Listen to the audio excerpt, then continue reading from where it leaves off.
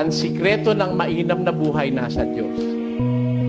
Walang nakakaalam nung kundi ang Diyos. Siya gumawa sa atin eh. Matuto ka lang makontento. Mahirap ka. Learn to be content of what you are and you will be contented. Diba? Makontento ka lang kung ano ka. Kaya ako, ganun ang aking paniniwala eh. Gaya ni San Pablo, sa 4 ng Filipos, ganito ating mababasa. Marunong akong magpakababa at marunong naman akong magpakasagana.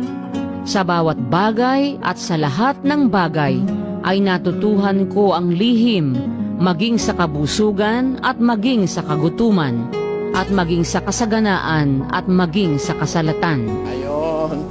Marunong akong sagana. Marunong din naman akong mahirap. Marunong akong masalat. Marunong naman akong marami. Tayo, kontento siya. O pagka kontento ka, may problema ka ba? Wala. Kano kita mo?